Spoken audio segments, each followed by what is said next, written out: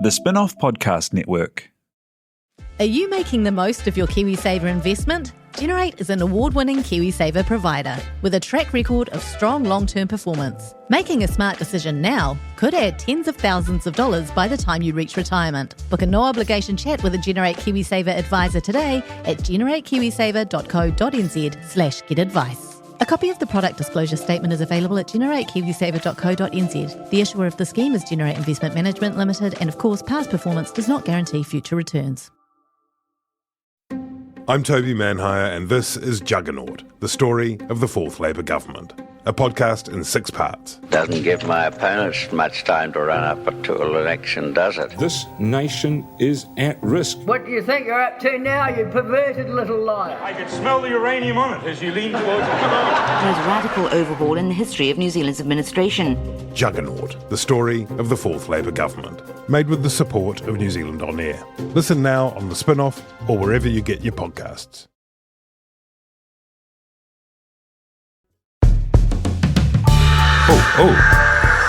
Kia ora tātou, it's gone by lunchtime. Here we are in London, England, United Kingdom. You can hear the bells of Big Ben there in the background. We've got our own Big Ben here on the podcast, Ben Thomas, Annabelle Mather. We just thought that it would be appropriate. We've been queuing for 10 to 12 hours now, waiting to see, there's Big Ben, the Queen and State in Westminster Hall. How have you found your time in the UK so far, Annabelle? I actually saw Jerry Halliwell earlier, so that was exciting. Yes. Ben, you're wearing a very fetching tiara. Big Ben bongs for bereavement. Obviously this is the saddest occasion I can remember.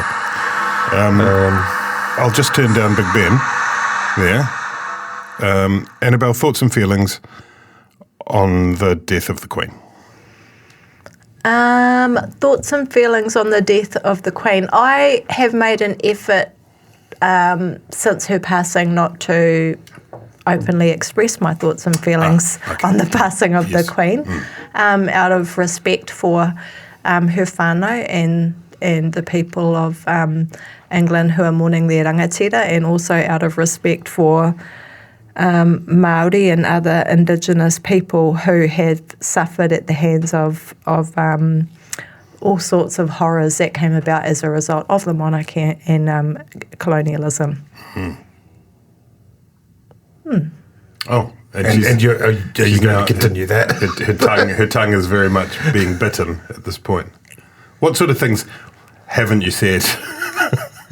Well, it's been an interesting time, because I think obviously her passing leads to questions about whether or not it's time to have a discussion about whether or not we become a republic.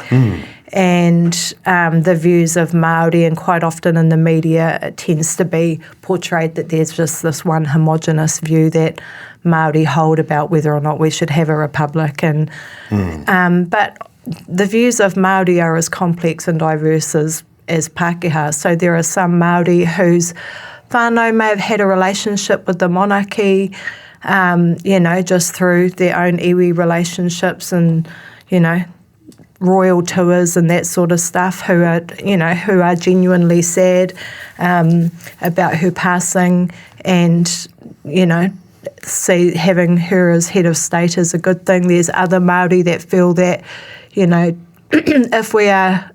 decolonisation and tino rangatiratanga is our long-term goal, then removing the British sovereign as our head of state is an inevitability. And there's others who are, all sorts of other variations in between. So it's quite an interesting time. The thing that I've thought about a lot lately is I feel really sad that people like Moana Jackson, Maturata, Ranginui Walker aren't here to be a part of those discussions if and when they happen.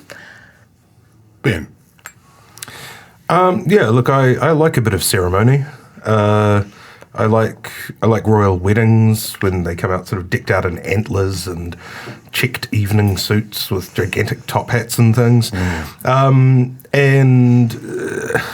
I think that, especially Pākehā New Zealand doesn't have, in two fronts, first of all, a lot of kind of ceremony, this kind of, slightly fuzzy, quasi-mystical sort of, the ceremony of the veils or whatever they do to sort of induct Charles III in as the new king. And I think that sort of thing, no matter how sort of eccentric or ridiculous you find it, it's actually good to have, some of those sort of traditions. And also I think, European New Zealand doesn't spend a lot of time thinking or talking about death. And, you contrast that with Te Ao Māori.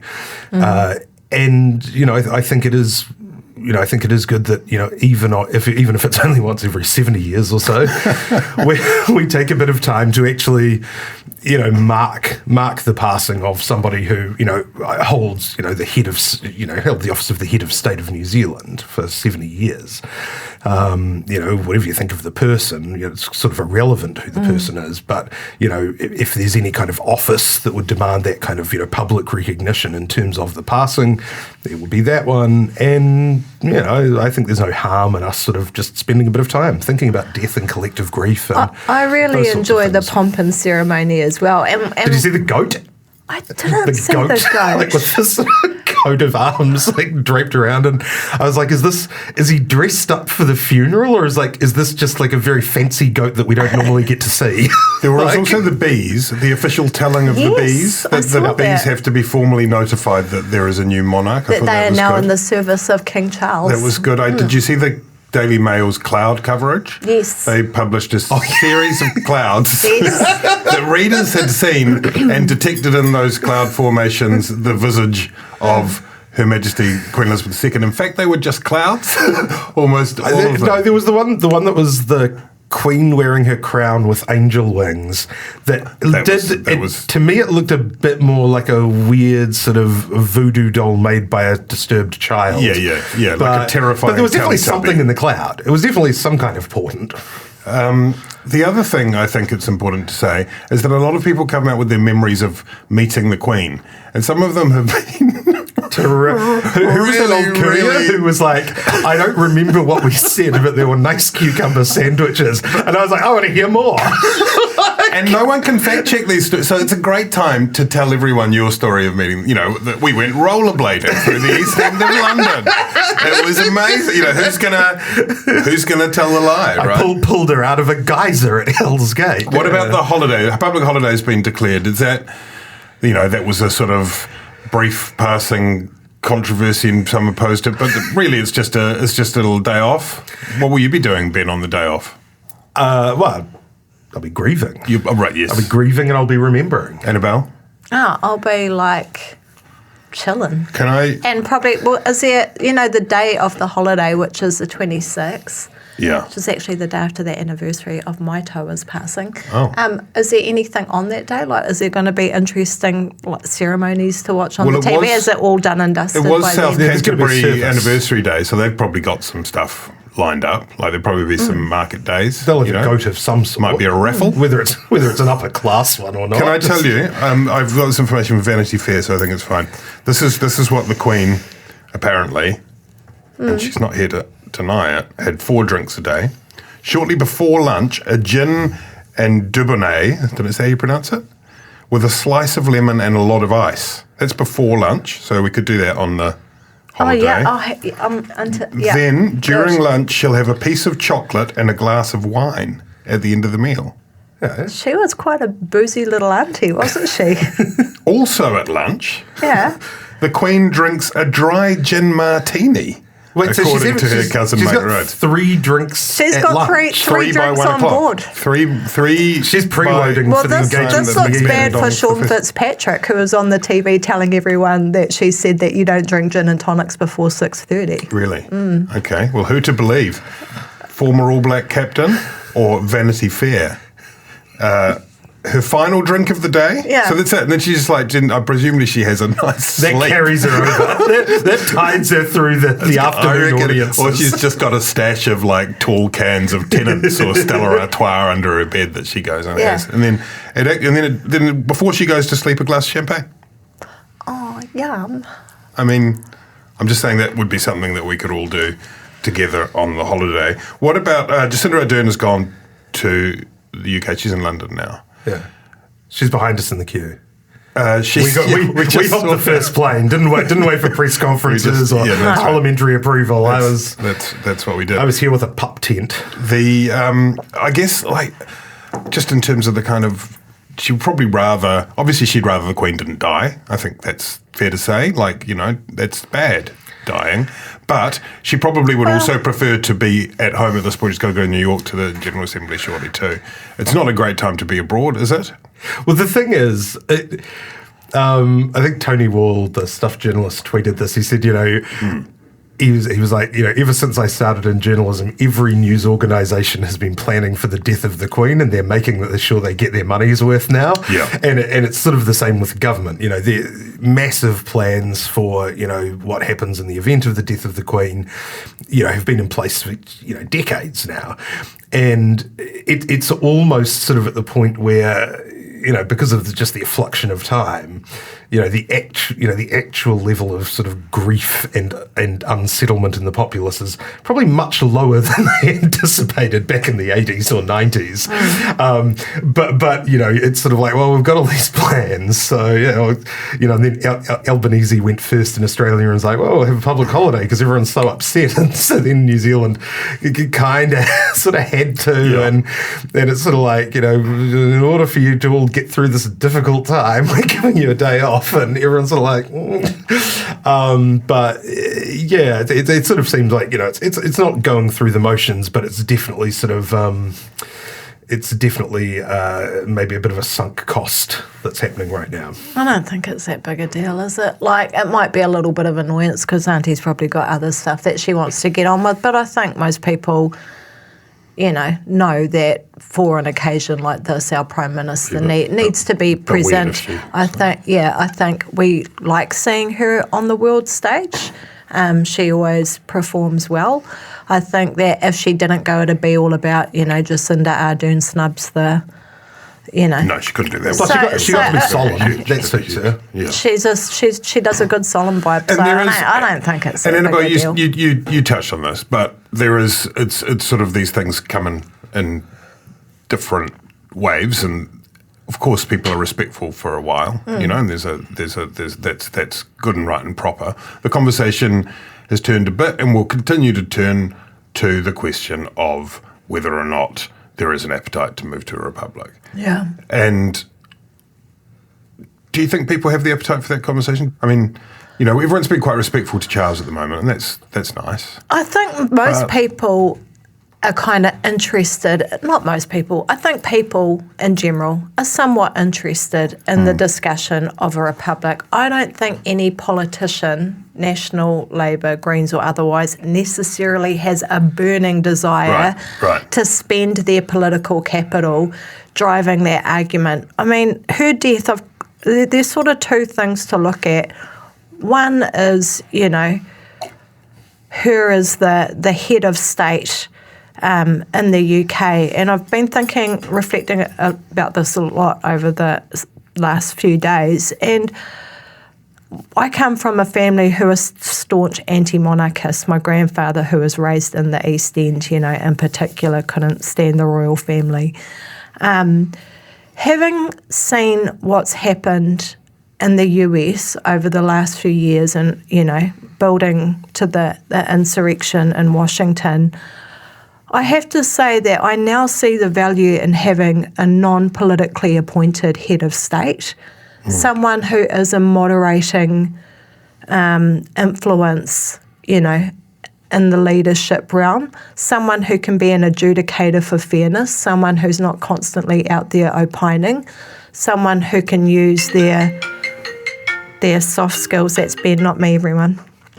That was Big Ben. That was just the little... That was Big Ben. I don't think you would see what happened in Washington happen in somewhere like the UK, and I think that is because of the influence of, the monarchy as their sovereign. So that, potentially there's some value in that. The other thing I've been thinking about is the Commonwealth. You know, the stolen wealth, as many Indigenous people refer to it. And, you know, again, in the modern context, when you look at things that happen within NATO, you kind of think, actually, is CHOGM and the Commonwealth and those discussions and hui that they have such a bad thing? It's actually quite good that we have this group of world leaders from, you know, all different backgrounds, different iwi, who get together and have these conversations in a way where they don't come out of it and decide to go bomb someone or something like that. So I think, you know, there's a lot to be said for that soft influence.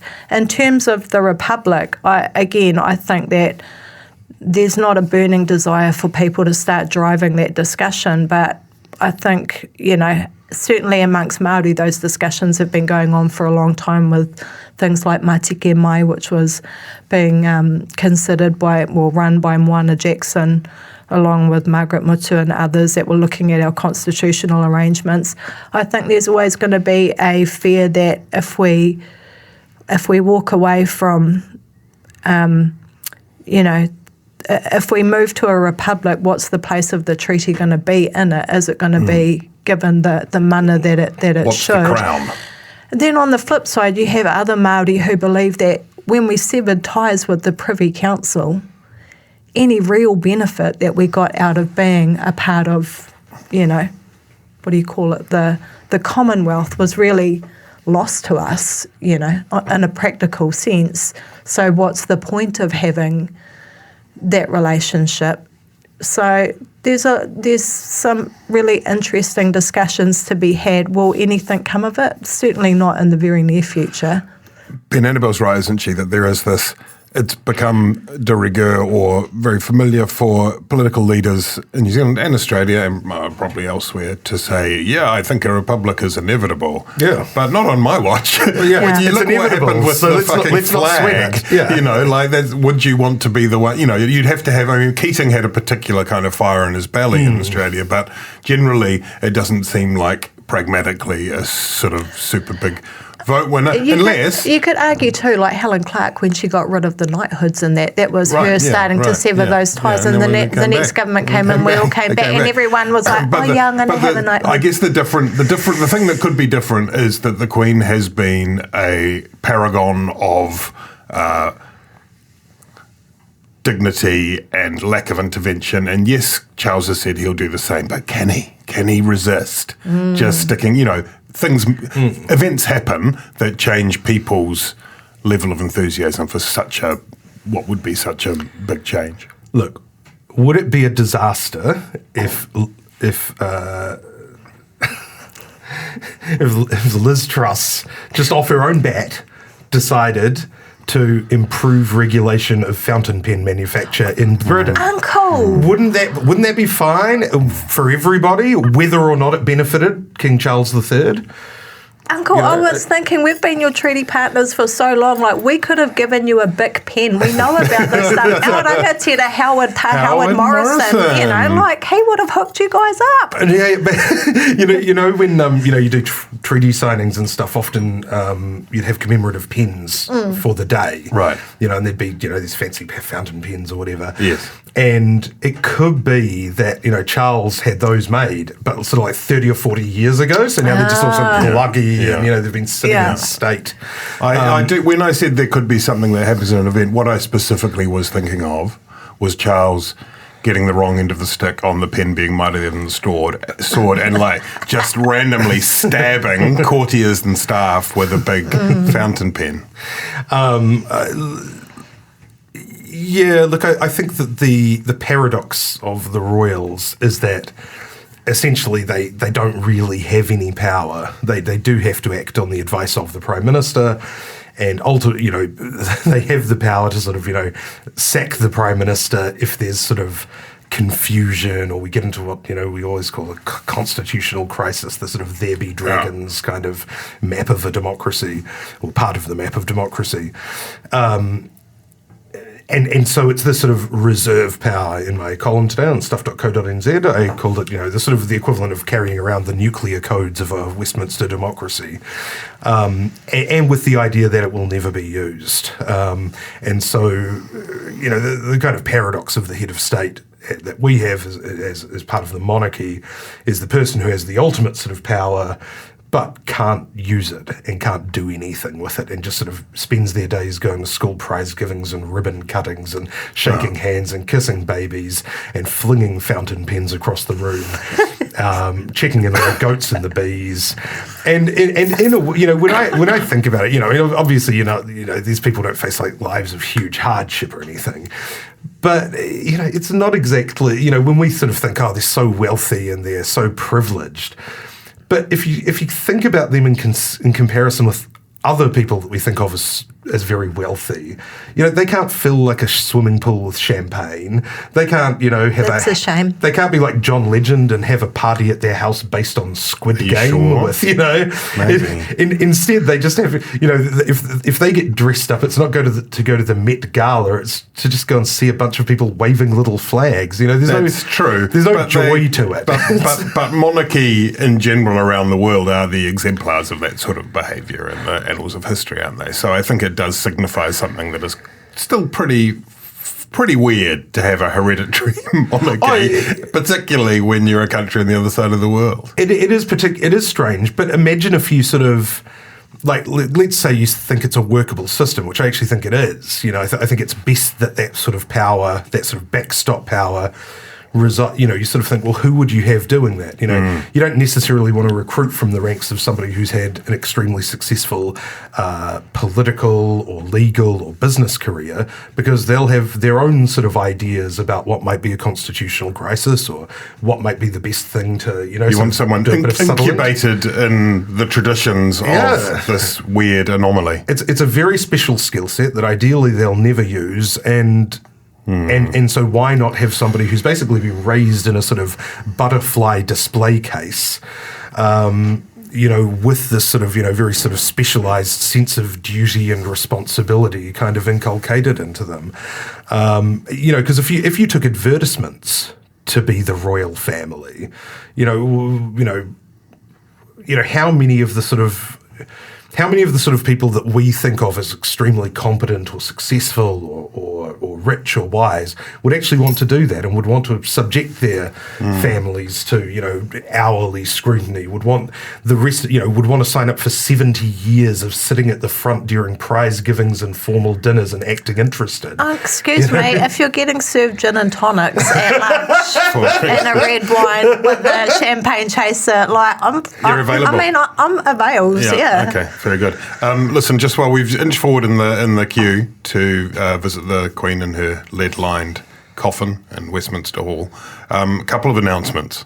One, we Gone by Lunchtime, this podcast that you're listening to right now, is going to be doing a live version. In front of an audience of people at the Escape Festival in Tauranga. Do you remember we agreed to do that? It's a literary festival. Yeah. If you listen to that episode of the podcast, you will have read a book.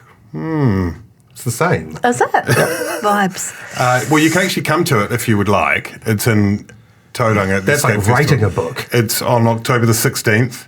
And we've got the special guest, Jan Tinetti, Minister of the Crown, and Tanya Tapsell. Mayoral candidate. I think the election will be done by then, so she either will be the mayor of Tauranga or won't be the mayor of Tauranga. So come along and find out which one she is. Another PSA. Te Ahi Butler, who is normally producing this podcast, is currently doing a show which I went to see last night. This is an unpaid endorsement. Looked amazing. With the Modern Māori Quartet doing Ngā 80s at the Civic Winter Garden. Tino Pai. He sings Everybody Wants to Rule the World. And you just melt. You literally melt into your seat. It's such a dream. Jam. Incredible. And thank you very much to Ethan, who is stepping in today to record this podcast. Very good worries, to see you. Kia ora, Ethan. Thank you so much. Also, spin-off members, join that, and we can keep paying for these business class flights to London to go and see the Queen. Kia ora, I'm Alex Casey, senior writer at The Spin-Off. We wouldn't exist without the ongoing support of our generous members. If you're able to, you can make a donation at thespinoff.co.nz/donate. Kia ora, I'm Duncan Grieve, founder of The Spinoff. You can help us keep all of The Spinoff's award-winning journalism free for everybody by becoming a member today at thespinoff.co.nz/donate. Are you curious about how business can be better? I'm Simon Pound, and I host Business is Boring, a podcast where I kōrero with some of the most interesting people in entrepreneurship, commerce, and making things happen. Tune in to Business is Boring every Tuesday, brought to you by the Spinoff Podcast Network in partnership with Spark Business Lab. Another totemic, long-standing, transcendent part of our lives went to the better place in days gone by, and I'm referring, of course, to the traffic light COVID framework, which never got to a green light, which would disappoint Lord, who's been waiting for it for a long time. Never got to green light, did it? No. What did you think about that, Annabelle Lee Mather? Is it risky in a health sense and a political sense? Basically, we no longer the mask requirements are almost entirely gone, apart from getting rid of it is risky in a health sense, and not getting rid of it was risky in a political sense. Right. So it's sort of like, a bit of a catch-22, really, isn't it? Obviously, we've talked about this ad nauseum. The social licence is worn out. People are sick of it. People don't want to know about COVID anymore. At the same time, while our numbers have really dropped, our health system still is under pressure. People are still sick. People are still dying. I don't think the Prime Minister had much of a choice in this situation. And as I heard someone say the other day, the problem is that if you don't reduce these special powers quickly enough, they start to become impotent when you need to use them again. I think that, it was inevitable, just like the Republic, but but probably timely, and who knows? I don't think COVID's done with us. They may have to be reintroduced next winter. Ben. Yeah, well, it's already been long sort of signalled that the age of lockdowns is over, in the sense that, we do have vaccines now, that, we had these very, very heavy-handed regulations like, the lockdown, like the border closures, to kind of keep us safe, while we built up the defences, quote unquote, which included, at least talking about increasing hospital capacity, understanding the science of the transmission, getting vaccines ready, getting antivirals on order. So the thing is, you can't just sort of, barricade yourself against it forever, right? And, the masking thing is sort of in a similar vein. It's easy to sort of lose perspective and sort of think, telling people that they have to mask on public transport, it's not that much of an imposition. But if you had sort of thought about it, pre-January 2020, the government all the way through has been exercising extraordinary powers. Now, justified, because these have certainly been extraordinary times, but you want to get back to normal as much as possible, not just, to maintain the political efficacy of it, and the social buy-in, but also just because, the government actually shouldn't be, imposing itself on people's lives, if it's not necessary. And, Stuff have done some really good pieces on this. Keith Lynch has done some very, very lengthy but very good explainers about how on a sort of population level, the reduction, the getting rid of masking will basically have pretty negligible effect. That doesn't remove the fact that on an individual level, of course, if you're meeting with somebody who's elderly or, immunocompromised, then, of course you should be, masking up, meeting with them outdoors if that's possible, trying to minimize their chances of getting COVID. And that's basic politeness and sort of, being a normal sort of human being in the world. But,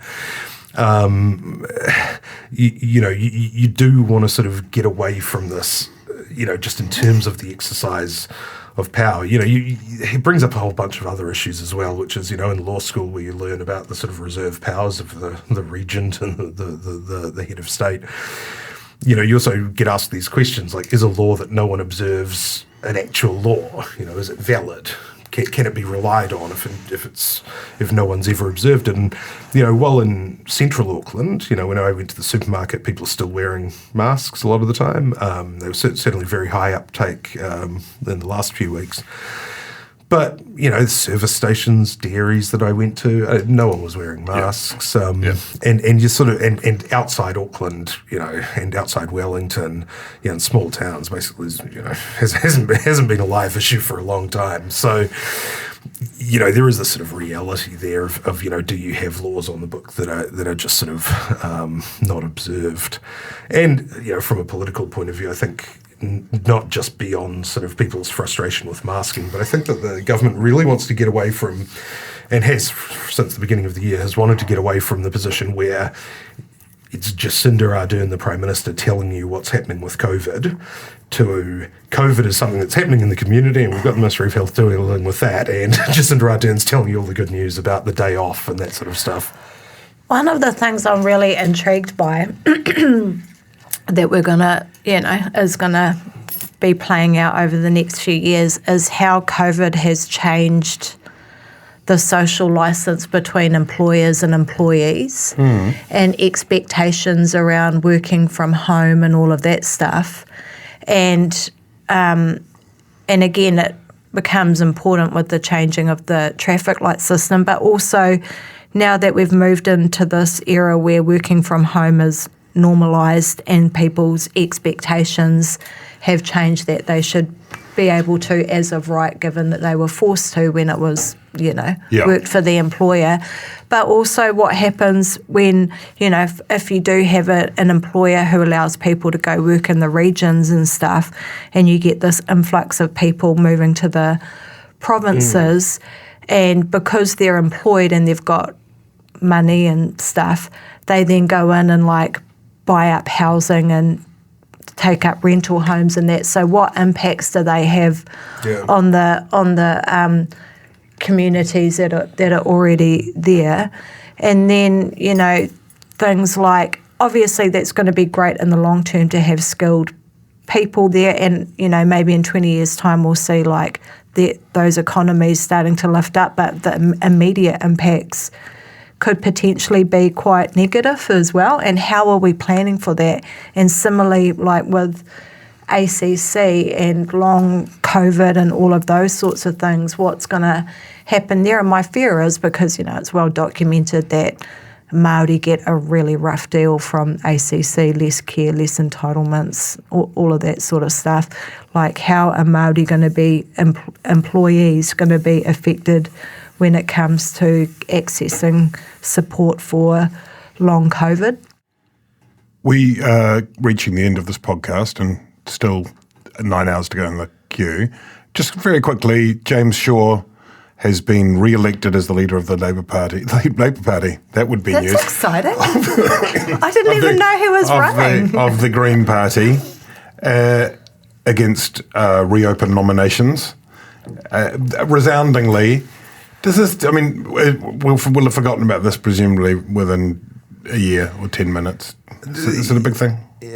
Hard to tell, because there haven't been two polls kind of, immediately before and then during the troubled times. But there have been a few. There was a Roy Morgan poll, and it didn't seem like it sort of bumped the Greens very high currently vote. I think it was it was definitely an internal sort of thing for them to deal with. It doesn't seem to have really had any much contagion outside that from people who were sort of at the kind of charm offensive meetings that he did. Well, there was clearly no challenge at once. Everyone sort of that. But Annabelle, the result was such that clearly he's safe in that position through to the election, and then see what happens after that, I guess. Yeah. Yeah, the day after the election, once he's been confirmed as a minister, reopen nominations. So that's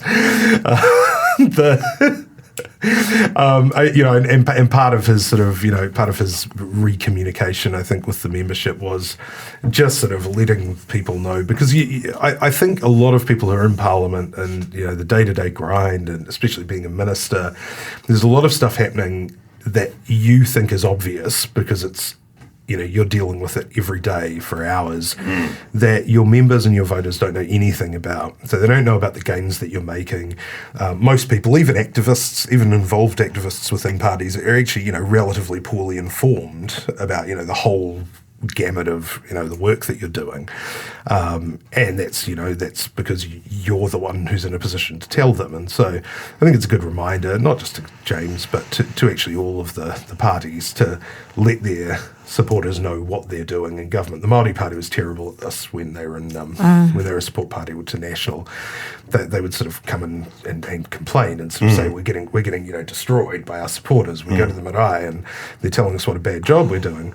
And they don't seem to know about any of the good things that we do. And it's like, well, whose fault is that? They can't intuit that. And James Shaw going on this sort of tour and going to meet, the various party branches could end up being a positive if it motivates those people to be more active. Yeah, I think that's right. A near-death experience to open up lines of communication.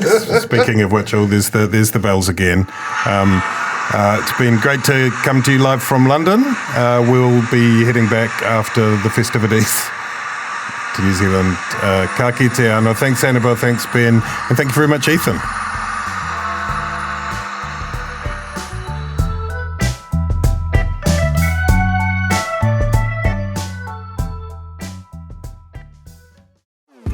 Talofa lava. I'm Madeline Chapman, editor at The Spin-Off. If you have the means, consider supporting our high-quality journalism by becoming a Spin-Off member. Sign up now at thespinoff.co.nz/donate. Kia ora e te iwi, Te Aihe Butler here, podcast manager at The Spin-Off. If you enjoy listening to our podcasts, consider supporting our mahi by signing up to become a Spin-Off member at thespinoff.co.nz/donate. The Spin-Off Podcast Network.